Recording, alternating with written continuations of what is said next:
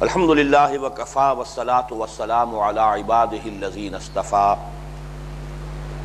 خصوصاً علی افضلہم وخاتم النبیین محمد الامین وعلی آلہ وصحبہ اجمعین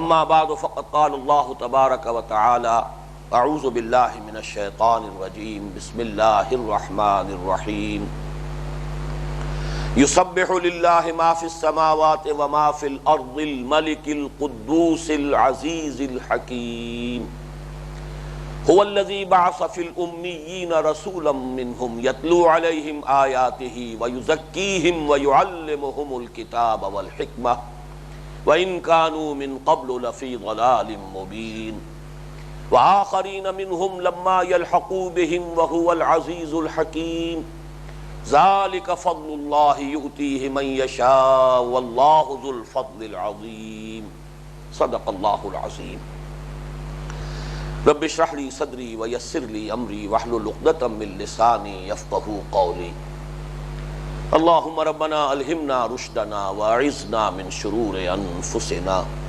اللہم ارنا الحق حقا وارزقنا اتباعہ وارنا الباطل باطلا وارزقنا اجتنابہ اللہم وفقنا لما تحب وترضى آمین یا رب العالمین۔ گزشتہ نشست میں ہم نے سورہ جمعہ کے بارے میں کچھ تمہیدی مضامین پر بھی نظر ڈال لی تھی اور پہلی آیت پر اپنی گفتگو کو تقریباً مکمل کر لیا تھا۔ اس پہلی آیت مبارکہ کے ضمن میں صرف ایک بات اور نوٹ کر لیجئے، اس میں جو 4 اسماء حسنی آئے ہیں، الملک، القدوس، العزیز، الحکیم، ان کا بڑا گہرا ربط ہے دوسری آیت میں جو اللہ تعالیٰ کے رسول صلی اللہ علیہ وسلم ان کے جو فرائض کے ضمن میں 4 اصطلاحات آئی، بلکہ فرائض سے بھی آگے بڑھ کر ایک لفظ استعمال کر رہا ہے، وظائف چہارگانہ، فرائض چہارگانہ یا وظائف چہارگانہ۔ وظیفہ وہ شے ہے جس پر کہ دوام ہوتا ہے، مسلسل جو کام کوئی کرتا ہے وہ اس کا وظیفہ ہے، وظیفہ حیات ہے۔ تو حضور کے وظیفہ حیات کو 4 اصطلاحات کے حوالے سے یہاں نمایاں کیا گیا ہے، اور جس میں حضور کا جو اساسی منہاج ہے انقلاب کا وہ مثمر ہے۔ وہ کیا ہے؟ تلاوت آیات، یتلو علیہم آیاتہ، نمبر 1۔ نمبر 2 وَيُزَكِّيهِمْ، نمبر 3 وَيُعَلِّمُهُمُ الْكِتَابَ، اگرچہ دوبارہ لفظ تعلیم نہیں آیا ہے لیکن مراد کیا ہے؟ وَيُعَلِّمُهُمُ الْحِكْمَةَ، وہ انہیں پڑھ کر سناتا ہے اللہ کی آیات، نمبر 1، ان کا تزکیہ کرتا ہے، نمبر 2، انہیں تعلیم دیتا ہے کتاب کی، نمبر 3، اور انہیں تعلیم دیتا ہے حکمت کی، نمبر 4۔ یہ در حقیقت 4 وظائف جو ہیں محمد الرسول اللہ صلی اللہ علیہ وسلم کے، یہ عکس ہیں اللہ تعالیٰ کے ان 4 ناموں کے۔ جیسے بادشاہ کے فرامین سنائے جاتے ہیں، پروکلیمیشن، اعلان ہو رہا ہے۔ پچھلے زمانے میں ڈھنڈورچی آتا تھا اور ڈھنڈورا پیٹتا ہوا وہ اعلان کرتا تھا کہ یہ بادشاہ کا فرمان ہے۔ یہ گویا کہ بادشاہ ارض و سما کے فرامین سنانا، یہ یتلو علیہم آیاتہ۔ پھر وہ القدوس ہے، پاک ہے اللہ، اس کا عکس ہے یزکیہم، انسانوں کو بھی پاک کرنا۔ جیسے کہ ایک حدیث نبوی میں الفاظ آئے ہیں، اگرچہ اس کی سند پر محدثین کو کچھ کلام ہے، لیکن صوفیاء کے ہاں اور اکثر مفسرین بھی اس حدیث کو قبول کرتے ہیں۔ تخلقوا باخلاق اللہ، اپنے اندر اللہ کے اخلاق کا ایک عکس پیدا کرو۔ اللہ تعالیٰ رحیم ہے، تم بھی اپنے اندر رحم کی ایک صفت پیدا کرو۔ سورہ تغابن میں ہم پڑھ چکے ہیں کہ تم اپنے گھر والوں کے ساتھ جو معاملہ کرو وہ یہ وہی، ان اللہ غفور الرحیم وان تعفوا وتصفحوا وتغفروا فان اللہ غفور الرحیم۔ تم اللہ کی مغفرت چاہتے ہو کہ نہیں؟ تو تم بھی تو معاف کیا کرو۔ تم اللہ کی رحمت چاہتے ہو کہ نہیں؟ تم بھی تو رحم کیا کرو۔ ارحموا من فی الارض یرحمکم من فی السماء، تم رحم کرو ان پر جو زمین میں ہے تو تم پر رحم کرے گا وہ جو آسمان میں ہے۔ تو گویا کہ تخلقوا باخلاق اللہ کا یہ تصور جو ہے چاہے یہ حدیث پرٹیکولرلی جو ہے اس کی سند قوی نہ ہو، مضمون اپنی جگہ پر قوی ہے۔ یہاں میں نے ذکر اس لیے کیا کہ اللہ تعالیٰ کا دوسرا جو یہاں پر آیا ہے نام نامی، اس میں القدوس اس کا عکس ہے یزکی۔ تیسرا ہے العزیز، زبردست، مقتدر مطلق۔ اور یہ تعلیم کتاب، یہ بعد میں اس کے لیے دلائل بھی میں پیش کروں گا، یہ ہے در حقیقت اللہ کے قوانین کو سکھانا۔ قرآن مجید میں جہاں بھی کوئی قانون کی بات آتی ہے وہاں لفظ کتاب آتا ہے۔ کتب علیکم الصیام، کتب علیکم اذا حضر احدکم الموت ان ترک خیرا للوصیہ، لکھ دیا گیا تم پر۔ کتب علیکم القتال، اب تم پر جنگ فرض کر دی گئی۔ تو حکم جہاں آتا تھا کوئی شرعی، وہ گویا کہ اس لفظ کے ساتھ آتا تھا۔ یہ ہے العزیز کا عکس ہے، جو مقتدر مطلق ہے، حکم دینے کا حق رکھتا ہے، اس کے احکام شریعت جو ہے جو اس نے دیے ہیں وہ ہے تعلیم کتاب۔ آخری لفظ الحکیم، اس کا تعلق جو ہے یعلمہم الحکمہ، بالکل واضح ہے۔ آخری نام نامی ہے ہی الحکیم، اور اس کا عکس ہے وَيُعَلِّمُهُمُ الْحِکْمَةَ۔ اس اعتبار سے یہاں کے چار اسماء جو پہلی آیت میں آئے، الملک، القدوس، العزیز، الحکیم، ان کا ایک عکس ہے حضور صلی اللہ علیہ وسلم کے وظائف چہارگانہ میں، یتلو علیہم آیاتہ ویزکیہم ویعلمہم الکتاب والحکمہ۔ اب آئیے اس اصل میں ہماری بحث جو ہے اب دوسری آیت سے متعلق۔ پہلی بات تو یہ کہ یہ عمود ہے اس سورہ مبارکہ کا، اس پر گفتگو کچھ ہو بھی چکی ہے۔ اس کا جو ہم وزن ہونا ہے سورہ صف کی آیت نمبر 9 کے ساتھ، وہ پچھلی نشست میں بیان ہو چکا ہے۔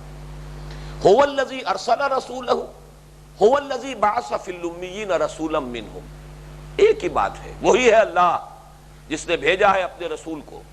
کس لیے بھیجا ہے؟ دو چیزیں دے کر بھیجا، الہدیٰ اور دین حق، تاکہ غالب کریں اسے کل کے کل دین پر۔ یہ ہے مقصد بعثت محمدی علی صاحب الصلاۃ والسلام۔ اس کے لیے جو جمعیت درکار ہے، جو مردان کار درکار ہے، وہ کہاں سے فراہم ہوں گے؟ هو الذی بعث فی الامیین رسولا منہم یتلو علیہم آیاتہ ویزکیہم ویعلمہم الکتاب والحکمہ۔ تو یہ در حقیقت اس سورہ مبارکہ کا عمود ہے، یہ مرکز ہے، محور ہے۔ بقیہ تمام آیات جو ہے وہ در حقیقت اس کے گرد گھوم رہی ہیں، جن میں سے مثلاً ایک مثال سامنے آ چکی ہے کہ پہلی آیت میں بھی جو چار اسماء آئے ہیں ان کا ایک تعلق انہی چار وظائف چہارگانہ کے ساتھ ہے۔ اب اس پر غور کیجئے، یہ آیت مبارکہ جو ہے قرآن مجید میں یہ فرائض چہارگانہ 4 مرتبہ ہے۔ اس کا ہم وزن ہونا جو ہے وہ اس سے ثابت ہو رہا ہے کہ وہ جو مقصد بعثت محمدی علی صاحب الصلاۃ والسلام کو جو آیت بیان کر رہی ہے وہ 3 مرتبہ قرآن میں آئی۔ هو الذی ارسل رسولہ بالہدی ودین الحق لیظہرہ علی الدین کلہ۔ یہ الفاظ تو بغیر کسی شوشے کے فرق کے یہ میں بیان کر چکا ہوں، بارہا بیان کیا ہے، قرآن مجید میں 3 مرتبہ ہے۔ آخری حصہ 2 مرتبہ وہی ہے، وَلَوْ كَرِهَ الْمُشْرِكُونَ، ایک مرتبہ جو ہے سورہ فتح میں وَكَفَى بِاللَّهِ شَهِيدًا۔ لیکن اصل آیت جو ہے پوری، جو اس کا میجر پارٹ جو ہے وہ جو کا تو بغیر کسی شوشے کے فرق کے، هو الذی ارسل رسولہ بالہدی ودین الحق لیظہرہ علی الدین کلہ۔ اسی طرح یہ آیت مبارکہ جو ہے، یہ جو فرائض چہارگانہ یا وظائف چہارگانہ ہے قرآن مجید میں 4 مرتبہ ہے، 3 مرتبہ اسی ترتیب سے آئے، تلاوت آیات، پھر تزکیہ، پھر تعلیم کتاب اور تعلیم حکمت۔ البتہ ایک جگہ پر ترتیب تھوڑی سی مختلف ہے، تلاوت آیات، تعلیم کتاب، تعلیم حکمت اور تزکیہ، تزکیہ آخر میں آیا ہے۔ تو اس سے بات جو ہے اس وقت جو واضح کرنی ہے صرف یہ بات کہ یہ عمود ہے اور ہم وزن ہے اپنی اہمیت کے اعتبار سے، کہ یہ قرآن مجید میں بین ہی اس ترتیب کے ساتھ بھی 3 مرتبہ آئے ہیں الفاظ، اور ذرا سے فرق کے ساتھ 4تھی مرتبہ آئے۔ اب آئیے اس کے ایک ایک لفظ پر غور کیجیے۔ هو الذی، یہ 2 الفاظ تو جو سورہ صف میں آئے ہیں وہ یہاں آئے ہیں۔ هو الذی ارسل رسولہ، هو الذی بعث فی الامیین۔ الذی سے مراد اللہ، وہی ہے اللہ، اور خاص طور پر یہاں اس کے لیے چونکہ فوری طور پر جو پہلی آیت ہے اس کے ساتھ ربط ہے، وہی ہے اللہ جو الملک ہے، القدوس ہے، العزیز ہے، الحکیم ہے۔ وہی ہے جس نے کہ اٹھایا ہے امیین میں سے ایک رسول انہی میں کا۔ اب یہ ہے در حقیقت گویا کہ اس کے ساتھ جوڑ دیجئے کہ ہوا کی ضمیر جو ہے یہاں پر هو الذی، یہ جا رہی ہے براہ راست الملک القدوس العزیز الحکیم کی طرف۔ وہی اللہ کہ جو الملک ہے، العزیز ہے، القدوس ہے، الحکیم ہے، وہی ہے جس نے اٹھایا ہے امیوں میں ایک رسول انہی میں سے۔ فی الامیین، اس کا مفہوم کیا ہے؟ یہ ذرا غور طلب معاملہ ہے۔ امی اگرچہ لفظی ترجمہ اس کا جو نسبت ہے وہ ہے ماں کی طرف، لیکن یہ کہ بعض لوگوں نے، اور چونکہ مفہوم اس سے لیا گیا ہے جیسے بچہ جب ماں کے بطن سے اس کی ولادت ہوتی ہے تو پڑھا لکھا تو نہیں ہوتا، تو جو شخص بھی پڑھنے لکھنے سے محروم رہ گیا ہو، پڑھائی لکھائی اس کی نہ ہوئی ہو، تعلیم دنیاوی جو ہے اس نے حاصل نہ کی ہو، اسے امی کہہ دیا جاتا، اور اس کی نسبت جو ہے وہ گویا کہ والدہ کے ساتھ ہے۔ یہ لفظ چونکہ عام ترجمہ ہے اس کا، وہ شخص کے جو پڑھا لکھا نہیں ہے، ثقیل لفظ استعمال کریں گے ان پڑھ، انگریزی میں جو ہے ذرا ان لیٹرڈ ون، بڑا ذرا مناسب سا اور مہذب سا اس کا مفہوم ہے کہ وہ شخص کے جس نے باقاعدہ دنیا میں تعلیم حاصل نہیں کی ہے۔ بعض لوگوں نے چونکہ اس لفظ کو اس معنی میں حضور کے شایان شان نہیں سمجھا۔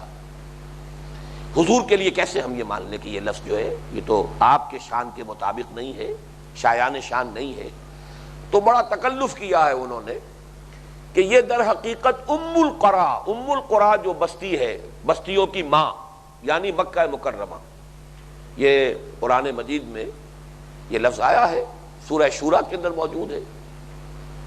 وَكَذَلِكَ أَوْحَيْنَا إِلَيْكَ قُرْآنًا عَرَبِيًّا لِتُنذِرَ أُمَّ الْقُرَىٰ وَمَنْ حَوْلَهَا، اے نبی اسی طرح ہم نے یہ قرآن عربی آپ پر وحی کیا ہے تاکہ آپ خبردار کر دیں ام القرا جو ہے بستیوں کی ماں، مرکزی بستی مکہ مکرمہ، اس کے رہنے والوں کو اور وہ جو اس کے ارد گرد آباد ہیں ان سب کو آپ خبردار کریں۔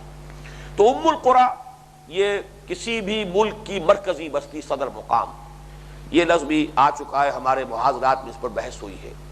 تو کچھ لوگوں نے حالیہ دور میں اس امی کا مفہوم نکالنے کی کوشش کی ہے کہ یہ صرف حضور کے لیے لفظ آیا ہے قرآن مجید میں، تو ام القرا کی نسبت سے جیسے دہلی کا رہنے والا دہلوی، لاہور کا شخص لاہوری، اسی طریقے سے ام القرا سے نسبت رکھنے والا امی ہے، لیکن یہ نرا تکلف ہے، اس کی اصل میں کوئی حقیقت نہیں ہے۔ بعض لوگ اپنے ذہنوں میں کوئی تصورات قائم کر لیتے ہیں، وہ تصورات انہیں حضور کی شان کے ساتھ یا کسی اور عظیم شخصیت کے ساتھ مناسب نظر نہیں آتے، شایان شان نظر نہیں آتے، تو اس سے پھر دائیں بائیں ادھر ادھر الحاد جسے کہتے ہیں، کج روی اور ٹیڑھا راستہ اختیار کرنا، وہ خام خواہ اختیار کرتے ہیں، اور یہ تکلف ہے نرا۔ اس پر تقریباً اجماع ہے کہ اس کے معنی یہی ہے ان لیٹرڈ ون، جنہوں نے دنیاوی اعتبار سے کوئی تعلیم حاصل نہیں کی، اور یہ واقعہ ہے حضور صلی اللہ علیہ وسلم کے بارے میں۔ جو تعلیم بھی ہوئی ہے وہ تعلیم لدنی ہے، علم لدنی ہے جو اللہ نے عطا فرمایا، یا وہ تعلیم ہے کہ جو فرشتے کے ذریعے سے حاصل ہوئی۔ یہ بھی آتا ہے کہ پہلی وحی کے بعد مسلسل 3 برس تک حضرت اسرافیل ہمہ وقت آپ کے ساتھ رہے ہیں، اور آپ کی تعلیم آپ کو ان کے ذریعے سے ہوتی رہی۔ باقی قرآن مجید اللہ تعالیٰ نے جو کچھ آپ کو سکھایا وہ تو قرآن مجید ہے ہی کہ جو آیا ہے، اور قرآن کے سوا بھی وحی جلی کے ساتھ ساتھ وحی خفی کے بھی ہم قائل ہیں۔ تو اس اعتبار سے باقی جو علم ہے آپ کا وہ تو ہم نہیں سمجھ سکتے کہ کسی بھی انسانی علم کے پیمانے سے اسے ناپا جا سکتا ہو، اس کی ڈائمنشنز اتنی ہیں کہ ہمارے تصورات سے تو وہ در حقیقت ماورا ہے، لیکن جو دنیا میں طریقہ ہے حصول تعلیم کا، اس اعتبار سے آپ نے تعلیم حاصل نہیں کی۔ تو هو الذی بعث فی الامیین، اب یہ لفظ یہاں آ رہا ہے پوری قوم کے لیے، امیین۔ قرآن مجید میں یہ لفظ آیا ہے خود حضور کے لیے بھی سورہ اعراف کے اندر، اور 2 مرتبہ آیا ہے، لیکن یہاں پر جو آ رہا ہے فی الامیین، یہ کس معنی میں اس کو سمجھ لیجئے۔ اصل میں یہ لفظ ہے، اس کی بنیاد ہے یہود کے ایک تصور پر۔ وہ چونکہ اہل کتاب تھے، صاحب کتاب تھے، انہیں غرہ تھا۔ باقی جتنی بھی اقوام تھی دنیا کی جن کے پاس نہ کوئی شریعت نہ کتاب، ان کو وہ حقارت کے ساتھ کہتے تھے یہ ان پڑھ لوگ ہیں، جو ان گھڑ بھی کہہ لیجئے، غیر مہذب۔ جیسے کہ یونانی جو ہے وہ اپنے سوا سب کو باربیرینز کہتے تھے، باقی سب تو وحشی لوگ ہیں، ہم ہیں مہذب لوگ۔ ایسے ہی یہودیوں کو یہ غرہ ہو گیا تھا کہ ہم پڑھے لکھے لوگ ہیں، ہم صاحب کتاب ہیں، ہمارے پاس شریعت ہے، ہمارے پاس کتاب ہے، باقی یہ لوگ سب کے سب جو ان پڑھ ہیں، ان کی کوئی حیثیت نہیں ہے علمی اعتبار سے۔ تو اس کے لیے وہ لفظ جینٹائلز بھی استعمال کرتے تھے، لفظ گوئمز بھی استعمال کرتے تھے، اور اس میں حقارت کا پہلو تھا۔ اور یہی عربی میں یہ لفظ پھر آتا تھا امی کے ترجمے کے ساتھ۔ امیین وہ لوگ کہ جن کے پاس نہ کوئی کتاب ہے، نہ کوئی شریعت ہے، نہ کوئی علم ہے، نہ کوئی تمدن ہے، نہ کوئی تہذیب ہے، ان تمام چیزوں کی نفی کرتے ہوئے امیین کہتے تھے وہ اہل عرب کو۔ قرآن مجید میں یہ لفظ آیا ہے، اور یوں سمجھ لیجئے کہ قرآن نے ہمارے لیے ایک راستہ کھولا ہے کہ اگر آپ کے دشمن آپ کی توہین کے لیے کوئی لفظ استعمال کر رہے ہو، آپ اسے اپنا لیجئے اور اس کو اپنے کردار اور اپنی ذات کی عظمت کے حوالے سے اس لفظ کو عظمت عطا کر دیجئے۔ یہی بات جو میں آج کل کہا کرتا ہوں کہ اگر کسی نے ہمارے لیے فنڈامنٹلسٹ کو گالی کے طور پر اختیار کیا ہے، ہم کہیں کہ ہاں ہیں ہم فنڈامنٹلسٹ، لیکن اپنے کردار سے، اپنے طرز عمل سے، اپنے رویے سے پھر ہم اس فنڈامنٹلسٹ جو ہے اس کو بجائے اس کے کہ یہ گالی سمجھی جائے، اسے وجہ شرافت بنا دیا جائے، وجہ شرف بنا دیا جائے، یہ در حقیقت عظمت کی بنیاد بن جائے۔ اسی طریقے سے ہمارے بہت سے الفاظ وہ ہیں کہ جن کو یورپ نے خاص طور پر جو ہے وہ ایک معنی ایسے پہنا کر گالی کی شکل دے، ذمی گالی بنا دیا۔ ہمیں ڈٹ کر کہنا چاہیے کہ ہاں اسلامی ریاست میں، نظام خلافت میں غیر مسلم ذمی ہے، لیکن ذمی کے معنی کیا ہے؟ ذمی کے معنی یہ ہے کہ ان کی جان، مال، عزت، آبرو کی حفاظت، اور ان کے مذہبی عقائد اور ان کے معبد جو بھی ہوں گے، عبادت گاہیں ہوں گی، ان کی مذہبی آزادی کی ضمانت دیتا ہے نظام خلافت، گارنٹی کرتا ہے۔ یہ ذمہ ہے، ذمے سے ذمی بنا ہے۔ جزیہ کو گالی بنا دیا گیا، جزیہ جزا سے بنا ہے، بدل ہے۔ ہر ریاست جو ہے اپنے شہریوں سے ٹیکسز لیتی ہے، آخر کہاں سے؟ آسمان سے تو چھپر پھاڑ کر تو پیسہ نہیں آتا ہے انتظام و انصرام کے لیے۔ اگر کوئی آپ کی شہر کی جو ہے کارپوریشن ہے وہ بھی ٹیکس لگائے گی تو آخر صفائی کا بندوبست کرے گی، سڑکوں پر روشنی کا بندوبست کرے گی، ٹیکس نہیں لگائے گی تو کیسے کر لے؟ تو یہ ان خدمات کا بدل ہے۔ چونکہ مسلمانوں سے زکوٰۃ ہے، عشر ہے، لیکن یہ کہ غیر مسلموں سے گویا کہ ٹیکس کی شکل میں لیا جا رہا ہے، ٹیکس گالی نہیں ہے، تو یہ بدل ہے، جزیہ جزا سے بنا۔ اسی طریقے سے ہمیں چاہیے کہ ہم اپنی اصطلاحات کو ہون کریں، اور جس کو بھی وہ گالی بنا دے ہم زیادہ دھڑلے کے ساتھ کہیں کہ نہیں یہ ہے، ہم اسے تسلیم کر دیں۔ قرآن نے یہی کیا ہے کہ امیین کا لفظ جو وہ بہت ہی استحقار کے طور پر اہل عرب کے لیے استعمال کرتے تھے، یہ امی ہے، امیین ہے۔ قرآن نے کہا ٹھیک ہے، یہی لفظ هو الذی بعث فی الامیین رسولا منہم یتلو علیہم آیاتہ ویزکیہم ویعلمہم الکتاب والحکمہ۔ ایک ان پر طنز بھی ہو رہا ہے، ان کے پندار علمی پر ضرب لگائی جا رہی ہے۔ تم بڑے پڑھے لکھے اور بڑے صاحب کتاب اور صاحب شریعت ہونے کی مدعی ہو، یہ دیکھو ہماری قدرت، ہم الملک ہیں، ہم کسی بے جان شے میں جب چاہیں جان ڈال دیں، ہم کسی ان پڑھ قوم کو اس جگہ پر اٹھا کر کھڑا کر دیں کہ وہ دنیا کی معلم بن جائے۔ یہ ساری طاقت اور یہ سارا اختیار ہمارے پاس ہے، اختیار مطلق ہمارا ہے، العزیز ہم ہیں۔ تم نے اپنے آپ کو ٹھیکیدار سمجھ لیا۔ لِأَلَّا يَعْلَمَ أَهْلُ الْكِتَابِ أَلَّا يَقْدِرُونَ عَلَىٰ شَيْءٍ مِّن فَضْلِ اللَّهِ، تمہیں کوئی اختیار حاصل نہیں ہے اللہ کے فضل پر۔ وَأَنَّ الْفَضْلَ بِيَدِ اللَّهِ يُؤْتِيهِ مَن يَشَاءُ، فضل تو کل کا کل اللہ کے اختیار میں ہے، اس کے قبضہ قدرت میں، جس کو چاہے عطا کر دے۔ تو اس میں گویا کہ ان پر ایک طنز بھی ہے۔ میں قرآن مجید سے جو اس کے استعمالات ہیں وہ چاہتا ہوں کہ اس کو بھی آپ سمجھ لیں۔ سورہ آل عمران کی آیت نمبر 20 میں فرمایا قُلْ لِلَّذِينَ أُوتُوا الْكِتَابَ وَالْأُمِّيِّينَ أَأَسْلَمْتُمْ، اے نبی فرمائیے ان سے جنہیں کتاب دی گئی تھی اور جو امی ہیں، تم اسلام لے آئے ہو، اسلام لاتے ہو یا نہیں؟ تو گویا کہ یہ دو کیٹیگریز قرآن مجید نے خود معین کر دی کہ اہل عرب میں جو اولین مخاطب تھے حضور کے صلی اللہ علیہ وسلم، آپ کی حیات طیبہ میں ظاہر بات ہے کہ ہندو ہوں، مجوسی ہوں، وہ آپ کے براہ راست مخاطب نہیں بنے۔ آپ کی حیات طیبہ میں آپ پر وحی کے آغاز کے بعد 13 برس تک تو خطاب جو ہے وہ رہا ہے اہل مکہ سے، اہل عرب سے، امیین سے، لیکن وہاں یہ لفظ استعمال نہیں ہوا۔ لیکن جب اب اہل کتاب کے ساتھ سابقہ پیش آیا تو ان کے لیے کنٹراسٹ کے طور پر جو ہے ان کے ساتھ پھر یہ لفظ امیین قرآن نے استعمال کیا۔ تو گویا کہ دو کیٹیگریز ہو گئیں، ایک اہل کتاب یہود اور نصارہ، اور دوسرے امیین جن کے پاس کوئی کتاب نہیں تھی۔ اس معنی میں یہ سورہ آل عمران کی آیت نمبر 20 میں لفظ آیا ہے۔ اسی طریقے سے امی کا لفظ خود اہل کتاب کی ایک تفریق کی گئی ہے قرآن مجید میں. یہ سورہ بقرہ کی آیت نمبر 78 ہے. وَمِنْهُمْ أُمِّيُّونَ لَا يَعْلَمُونَ الْكِتَابَ إِلَّا أَمَانِيَّ. چونکہ یہود میں بھی ظاہر بات ہے سب تو صاحب علم نہیں تھے، جیسے آج ہم ہیں صاحب قرآن تو ہے، پوری امت قرآن کی حامل ہے، حامل قرآن ہے، لیکن وہ حامل قرآن کتنے لوگ ہیں؟ قرآن کو جاننے والے کتنے لوگ ہیں؟ ہماری عظیم اکثریت جو ہے وہ تو بات جانتی نہیں قرآن میں ہے کیا لکھا ہوا. یہی معاملہ وہاں تھا. علماء یہود کو معلوم تھا تورات میں کیا ہے، تورات کے احکام کیا ہیں، ان کے فقہاء تھے، ان کے علماء تھے، ان کے قاضی تھے، وہ جانتے تھے. باقی جو ان کے عوام تھے وہ تورات پر ایمان رکھتے تھے، مدعی تھے تورات پر ایمان کے، حامل تورات اس معنی میں بحیثیت مجموعی تھے. مثل الذین حملوا التوراۃ ثم لم يحملوها. ظاہر بات ہے کہ آیت نمبر 5 جو ہے اسی سورہ مبارکہ کی، اس میں اس پوری قوم کے بارے میں کہا جا رہا ہے. لیکن جاننے والے کتاب کو کتنے تھے؟ وہ تو صرف ان کے علماء تھے. تو جو عوام تھے ان کے لیے بھی لفظ امی آیا ہے، اس لیے کہ وہ نہیں جانتے کتاب میں کیا لکھا ہے. وَمِنْهُمْ أُمِّيُّونَ لَا يَعْلَمُونَ الْكِتَابَ إِلَّا أَمَانِيَّ. ان میں سے بہت بڑی تعداد ایسے امیین کی ہے، ان پڑھ لوگوں کی ہے کہ جو جانتے ہی نہیں کہ کتاب میں کیا لکھا ہے. ان کی تو کچھ خواہشات ہیں، انہیں تو یوں سمجھیے کہ شراب پلا کر جو ہے مست کیا گیا ہے. تم تو you are the chosen people of the Lord, نحن ابناء اللہ واحباہ، ہم تو اللہ کے بڑے چہیتے ہیں، بیٹوں کے مانند ہیں. لن تمسنا النار الا ایام معدودات یا معدودہ، دونوں طرح آئی ہے یہ آیت. ہمیں نہیں چھو سکتی آگ جہنم کی مگر گنتی کے چند دن. یہ دوسروں کے لیے جہنم بنی ہے، ہمارے لیے نہیں بنی. یہ امانی ہے.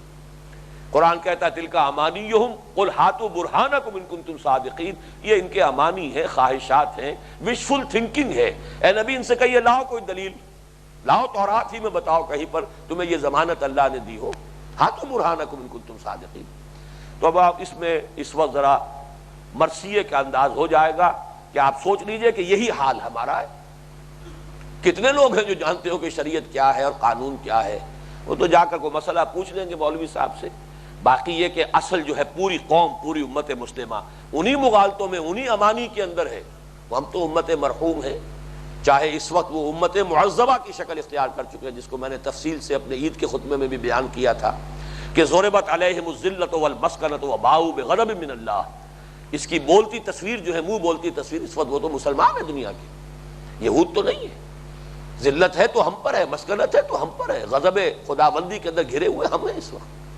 لیکن پھر بھی غرہ، میں نے جو مضمون ابھی لکھا تھا اس میں یہ الفاظ آ گئے عجیب سے کہ ادھر درہ پڑ رہا ہے، ادھر غرہ بڑھتا جا رہا ہے. اللہ کے درے جو ہیں عذاب کے وہ پڑ رہے ہیں، لیکن ادھر غرے کے اندر اور اضافہ ہو رہا ہے. ہم تو بڑے اللہ کے چہیتے ہیں، جو کچھ بھی ہے لیکن تیرے محبوب کی امت میں ہے، لہذا ہمارا جو ہے کلیم وہ تو بالکل علیحدہ ہے. تو یہ ہے وہ امانی. تو گویا کہ اہل کتاب میں بھی وہ بھی تھے کہ جو صاحب علم تھے، اور وہ بھی تھے کہ جو کچھ نہیں جانتے تھے کہ کتاب میں کیا ہے، وہ امی تھے. وَمِنْهُمْ أُمِّيُّونَ لَا يَعْلَمُونَ الْكِتَابَ إِلَّا أَمَانِيَّ. اسی معنی میں پھر لفظ آیا ہے سورہ آل عمران ہی کی آیت نمبر 75 میں کہ یہودی یہ کہتے تھے وَذَلِكَ بِأَنَّهُمْ قَالُوا لَيْسَ لَنَا فِي الْأُمِّيِّينَ سَبِيلٌ لَيْسَ عَلَيْنَا فِي الْأُمِّيِّينَ سَبِيلٌ. ان کا ایک یہ اصول بن گیا تھا، اور یہ تو جو لوگ یہودیت سے واقف ہیں وہ اس کو خوب اچھی طرح جانتے ہیں. ان کا تصور یہ ہے کہ ساری شریعت، سارا اخلاق یہودی کے لیے صرف یہودی کے حق میں ہے، باقی غیر یہودی سے جھوٹ بولو، دھوکہ دو، فراڈ کرو، اس کے مال میں خیانت کرو، جس طرح چاہو ہڑپ کر جاؤ. یہاں تک کہ اگر کوئی شخص کنویں میں ڈوب رہا ہو تو اگر وہ تم سے مدد چاہے بچانے کے لیے تو پہلے پوچھو ہو کون. اگر جنٹائل ہے تو ڈوبنے دو اس کو، اس کا ہاتھ مت پکڑو، اسے اس کنویں سے مت نکالو. یہ تالمود کی تعلیمات ہیں. وہ کہتے تھے سود حرام ہے، لیکن ایک یہودی سے نہیں لے گا، باقی دنیا سے لے جیسے چاہے لے. لیس علینا فی الأمیین سبیل. ان جنٹائلز کے ضمن میں ہم پر کوئی جو ہے اللہ تعالیٰ کی طرف سے پابندی ہے ہی نہیں، جو چاہیں کریں، بائی ہک اور بائی کرک، سیدھے راستے سے یا ٹیڑھی انگلیوں سے، جیسے بھی گھی نکالا جا سکو نکالو. یہ ہے ان کا وہ عقیدہ، اور تالمود میں بڑی صراحت کے ساتھ موجود ہے. تو وہ قرآن نے کہا ذالک بانہم قالوا لیس علینا فی الأمیین سبیل. تو اس سے بھی لفظ امی پر جو ہے بحث پڑتی ہے لیکن اب اصل میں آئیے، هو الذی بعث فی الامیین رسولا منہم، وہی ہے اللہ العزیز القدوس الحکیم اور الملک جس نے اٹھایا ہے۔ بعثہ کے معنی ہے اٹھانا، بعث بعد الموت، مردہ کو زندہ کر کے اٹھانا، اٹھایا ہے۔ He has raised from among the unlettered ones، وہ قوم کے جو پڑھی لکھی قوم نہیں ہے، وہ قوم کہ جس کے پاس کتاب نہیں تھی، وہ قوم کہ جس کے پاس کوئی شریعت نہیں تھی، اس قوم میں سے اللہ نے اٹھایا ہے ایک نبی انہی میں سے، ایک رسول جو انہی میں سے ہے۔ یہاں جو آیا ہے رسولا منہم فی الامیین رسولا منہم، تو فی الامیین پر عطف آئے گا اگلی آیت میں، وآخرین منہم لما یلحقوا بہم۔ حضور کی دو بعثتیں ہیں، اصلی بعثت بنیادی بعثت وہ ہے در حقیقت اہل عرب کے لیے، امیین کے لیے۔ ثانوی درجے میں آپ کی بعثت ہے پوری نوع انسانی کے لیے، وہ انشاءاللہ تیسری جو آیت ہے اس کے ضمن میں تفصیل سے عرض کروں گا۔ اب ذرا یہ بھی نوٹ کر لیجئے کہ هو الذی بعث فی الامیین رسولا منہم، جس نے اٹھایا ہے ایک رسول انہی میں سے، یہ در حقیقت بہت بڑی فضیلت ہے کہ جو امیین کو اللہ تعالیٰ کی طرف سے حاصل ہوئی۔ ذالک فضل اللہ یؤتیہ من یشاء، اسی پر یہ آیت مبارکہ ختم ہو، اگلی آیت آئے بلکہ یہ اللہ کا فضل ہے، جس کو اللہ جتنا چاہتا ہے دیتا ہے۔ یہ نصیب اللہ اکبر کہ حضور انہی میں سے تھے۔ اب اس سے جو امتیازی شان ان کو حاصل ہو گئی ہے، جو رتبہ حاصل ہوا ہے، جو فضیلت حاصل ہوئی ہے، یہ دوسری بات ہے کہ جن کو جتنی بڑی فضیلت ہو اتنی ہی ذمہ داری بھی کٹھن ہوتی ہے، اتنا ہی پھر ان کا محاسبہ بھی ہوتا ہے تو سخت ہوتا ہے، اتنی ہی انہیں سزا دی جائے گی تو وہ اتنی ہی زیادہ سخت بھی ہوگی۔ لیکن یہ کہ اپنی جگہ پر وہ رتبہ بلند ملا بالکل جس کو مل گیا، تو یہ اللہ تعالیٰ کی طرف سے بہت بڑی فضیلت ہے جو امیین کو حاصل ہوئی۔ هو الذی بعث فی الامیین رسولا منہم، رسول امی کا لفظ جو ہے یہ آیا ہے سورہ اعراف میں آیت نمبر 157 اور 158 میں، جہاں واقعہ بیان ہوا ہے کہ جب بنی اسرائیل سے وہ غلطی ہوئی، وہ جرم ہوا بہت بڑا سرزد بچھڑے کی پرستش کا، جبکہ حضرت موسیٰ علیہ السلام طور پر گئے ہوئے تھے، جہاں پہ انہوں نے 40 دن کا ایک چلہ جو ہے وہ مکمل کیا، عبادت گزاری، اور اس کے بعد تورات عطا ہوئی۔ اس عرصے میں جو معاملہ ہوا ہے تو واپس آ کر تفصیل میں جانے کا موقع نہیں ہے۔ پھر ایک اجتماعی توبہ کے لیے ایک توبہ تو انہوں نے کی، اور وہ یہ کہ اقتلوا انفسکم، قتل کرو اپنے آپ کو۔ ہر قبیلے میں سے جن لوگوں نے وہ شرک کا جرم کیا تھا اس قبیلے ہی کے لوگوں کو حکم دیا گیا کہ انہیں قتل کریں، اور یہ ہوا ہے۔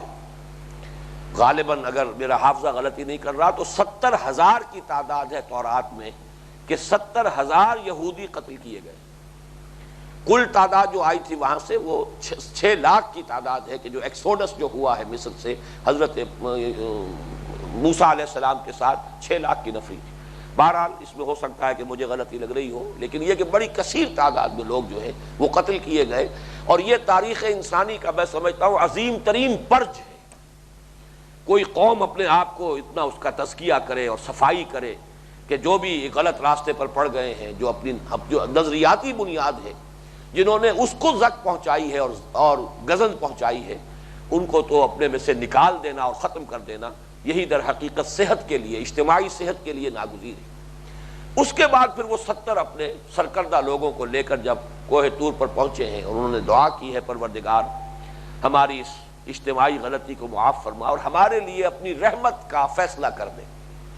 اس کے جواب میں جو آیات آئی ہیں وہ تفصیلی ہے، لیکن اس کا یہ حصہ میں سنا رہا ہوں کہ اللہ تعالیٰ نے فرمایا کہ میری ایک رحمت تو عام ہے، رحمتی وسعت کل شیء، البتہ ایک رحمت خاص ہے، وہ میں نے اپنے ان بندوں کے لیے مخصوص کر کے رکھ چھوڑی ہے، الذین یتبعون الرسول النبی الامی الذی یجدونہ مکتوبا عندہم فی التوراۃ والانجیل، وہ جو میرے اس رسول اس نبی امی پر ایمان لائیں گے اور اس کا اتباع کریں گے، جس کی کہ وہ بشارتیں اپنے ہاں لکھی ہوئی پائیں گے، انجیل میں بھی تورات میں بھی، وہ رحمت خاصہ جو ہے ان کے لیے میں نے وہ لکھ دی ہے، ساکتبھا، یہ میں لکھ دوں گا، یہ میں نے طے کر دیا ہے۔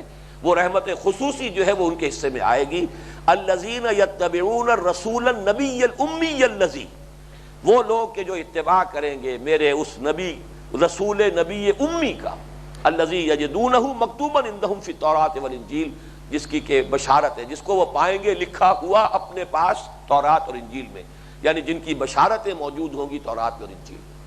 اور اگلی آیت میں پھر حضور کی طرف سے اعلان ہوا ہے، قل یا ایھا الناس، اے نبی اعلان کر دیجئے، یا ایھا الناس، اے لوگو، انی رسول اللہ الیکم جمیعا الذی لہ ملک السماوات والارض لا الہ الا ھو یحیی ویمیت فآمنوا باللہ ورسولہ النبی الامی الذی یؤمن باللہ وکلماتہ۔ اے لوگو، میں اب اللہ کا وہ رسول ہوں جو پوری نوع انسانی کے لیے آیا ہوں، اس اللہ کی طرف سے جس کے لیے ہے بادشاہی آسمانوں اور زمین کی، اس کے سوا کوئی معبود نہیں، وہی زندہ رکھتا ہے، وہی مارتا ہے۔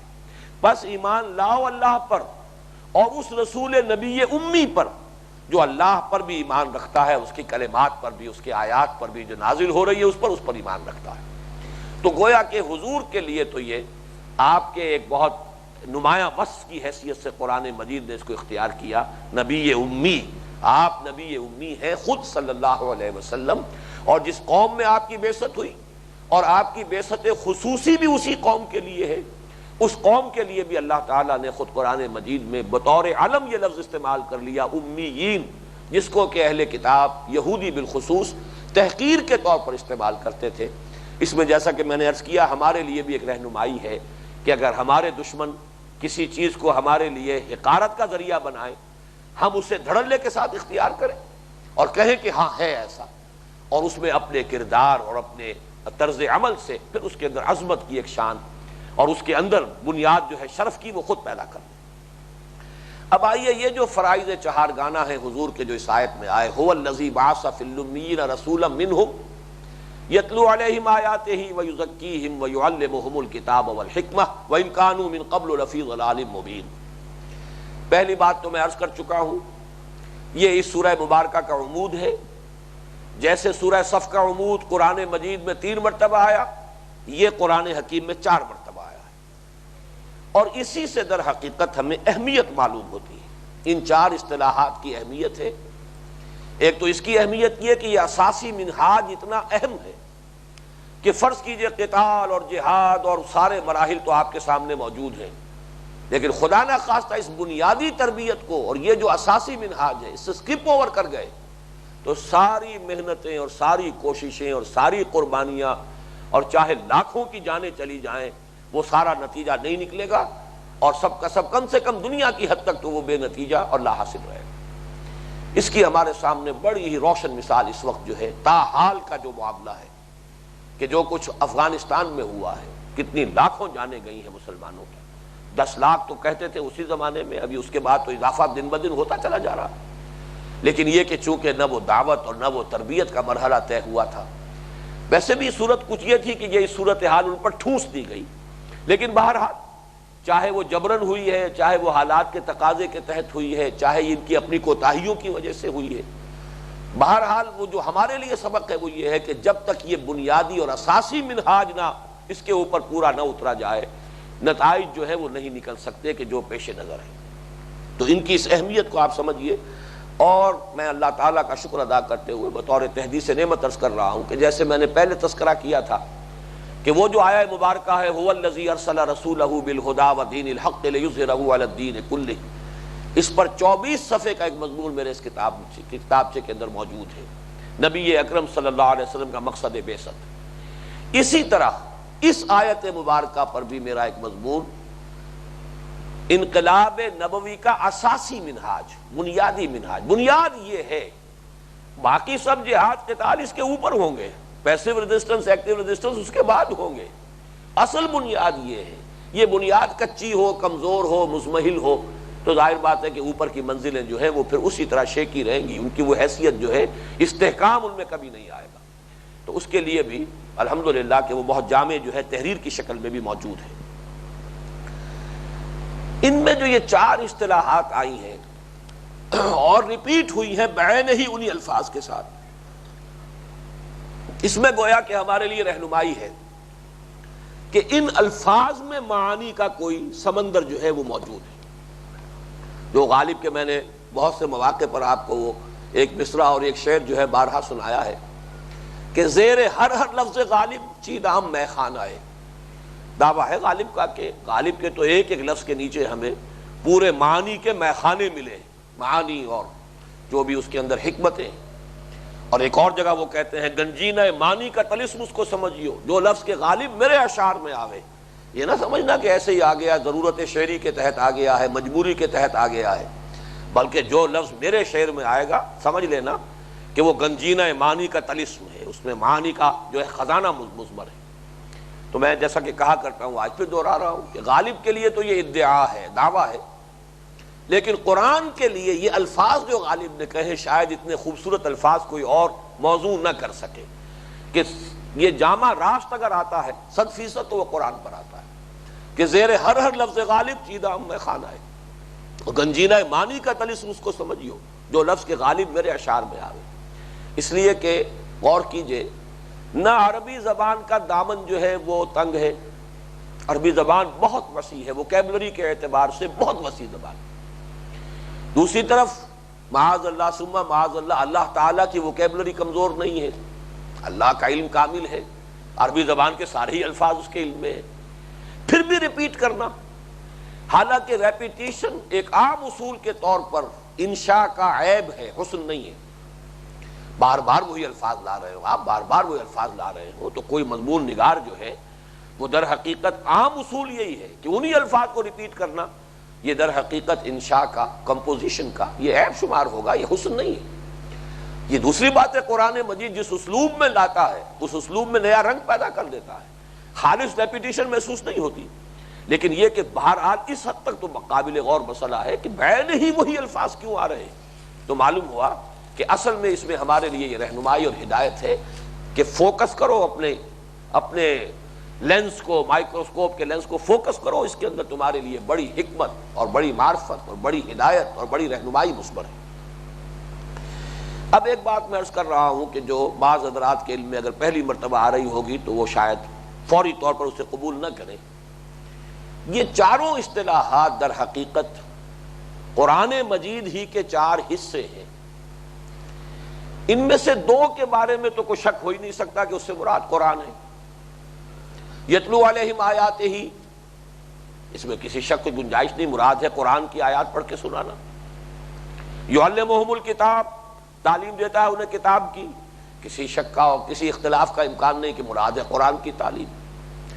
2 الفاظ ایسے ہیں کہ جن کے بارے میں کچھ ہو سکتا ہے کہ اختلاف ہو. تزکیہ کیسے، اس سے قرآن کیسے مراد ہوگا، اور حکمت سے مراد قرآن کیسے ہوگی.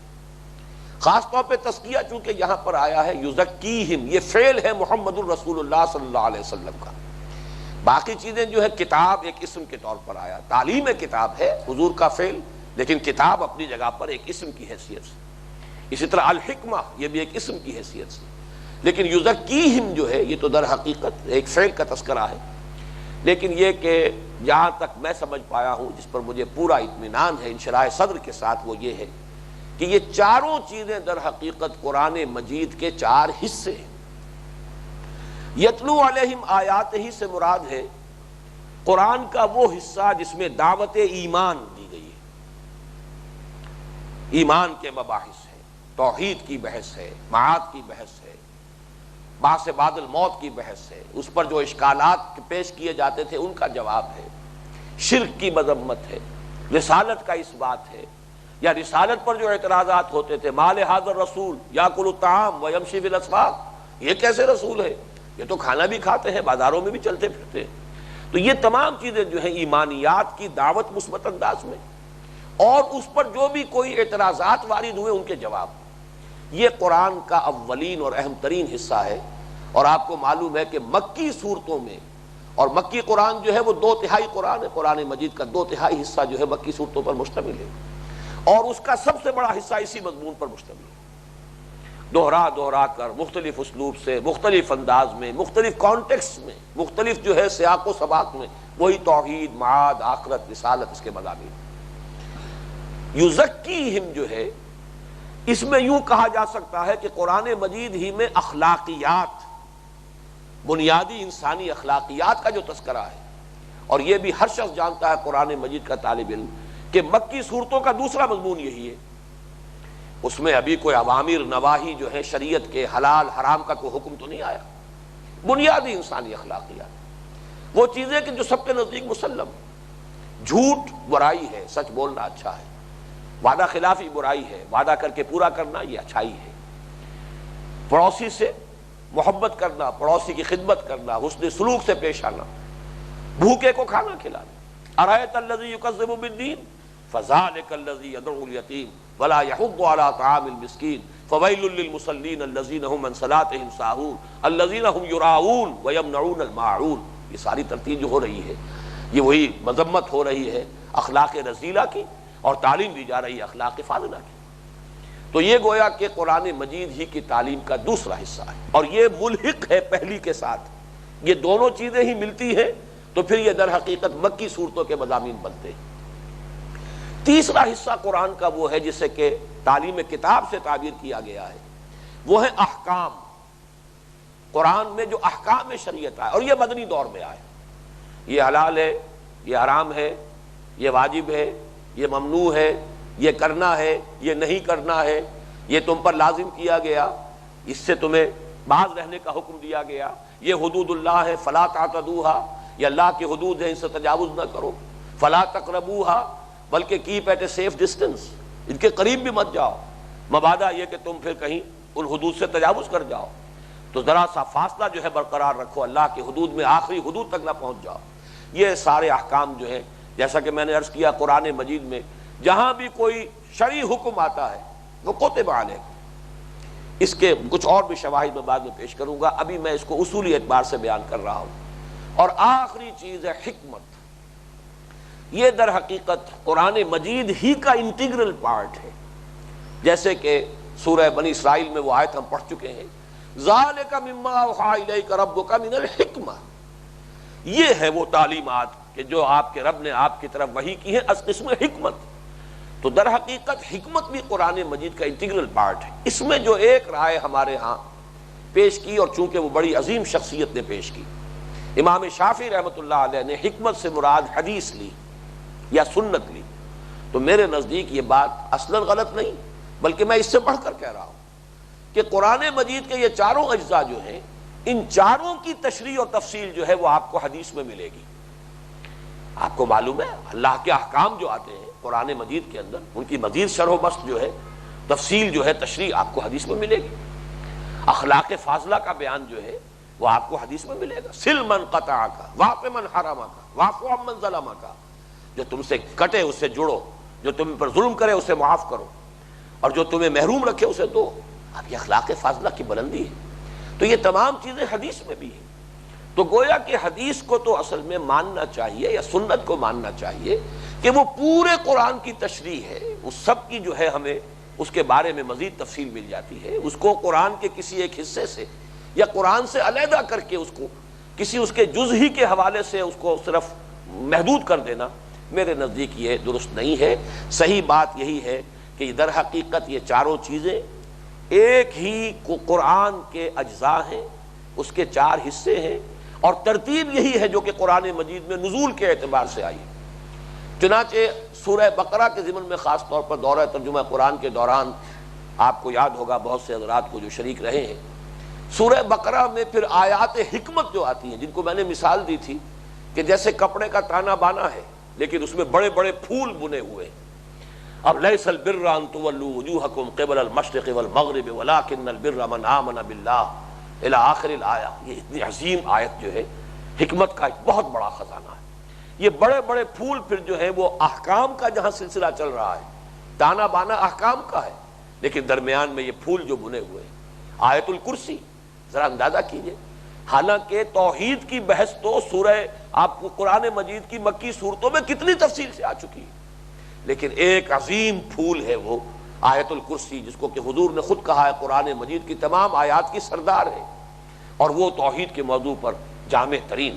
تو یہ گویا کہ وہ ہے کہ خلاصے نکال کر ہر شے کا، جیسے آپ کہتے ہیں کسی شے کا عطر، ایسنس اس کا نکال لینا، یہ ہے در حقیقت وہ حصہ کہ جو آپ کو مدنی صورتوں میں ملتا ہے. اسی اعتبار سے سورہ حدید جب ہم پڑھیں گے، حکمت خداوندی اور جو قرآنی فلسفہ ہے اس کی چوٹی ہے پہلی 6 آیات جو ہے سورہ حدید کی. اور اللہ کے اسماء ان کے حوالے سے معرفت ہماری ساری کی ساری اللہ کے اسماء اور صفات کے حوالے سے. ان کا سب سے بڑا گلدستہ وہ بھی مدنی صورت میں آ رہا ہے سورہ حشر میں، جیسا کہ میں نے آپ کو بتایا کہ 16-17 اسماء جو ہیں 3 آیتوں میں جمع کر دیے گئے۔ تو در حقیقت تلاوت آیات اس سے بھی مراد قرآن، تزکیہ اس سے بھی مراد قرآن، اس لیے کہ نفس کی بیماریوں کا علاج ہی قرآن ہے۔ وَنُنَزِّلُ مِنَ الْقُرْآنِ مَا هُوَ شِفَاءٌ وَرَحْمَةٌ لِّلْمُؤْمِنِينَ، قرآن کا اپنا دعویٰ یہ ہے کہ میں شفا بن کر نازل ہوا ہوں۔ یا ایھا الناس قد جاءتکم موعظۃ من ربکم وشفاء لما فی الصدور، اے لوگو یہ تمہارے پاس اللہ کی طرف سے موعظت، واعظ اور نصیحت بھی آ گئی ہے، اور تمہارے سینوں میں جو روگ ہیں ان کی شفا آ گئی ہے۔ تو در حقیقت تزکیہ نفس سے مراد اور کیا ہے؟ سینے کے اندر کے روگ دور کرنا، اندر کی بیماریاں جو ہیں، جو امراض نفسانی ہیں، ان سے انسان جو ہے نجات پائے، تو وہی تزکیہ ہے۔ اور اس کے لیے شفا، اس کے لیے یوں سمجھیے کہ کیمیا بن کر تو قرآن نازل ہوا ہے۔ تو تلاوت آیات، تزکیہ اور تعلیم کتاب اور تعلیم حکمت، یہ در حقیقت چاروں قرآن مجید ہی کی تعلیمات کے 4 حصے ہیں، اور یہی ترتیب ہے نزول کے اعتبار سے بھی قرآن حکیم کے اندر کہ مکی صورتوں میں تلاوت آیات اور تزکیہ، اور مدنی صورتوں میں تعلیم الکتاب اور حکمہ۔ ان چیزوں کو اگر اس حد سے سامنے رکھیں گے تو اس آیت کی عظمت اور نمایاں ہو کر سامنے آئے گی۔ ابھی اس آیت مبارکہ پر ہماری گفتگو جو ہے وہ بہت ہی یوں سمجھیے کہ نامکمل ہے۔ انشاءاللہ اگلی نشست میں کل ہم اس پر مزید گفتگو جو ہے کریں گے۔ بارک اللہ لی ولکم فی القرآن العظیم ونفعنی وإیاکم بالآیات والذکر الحکیم۔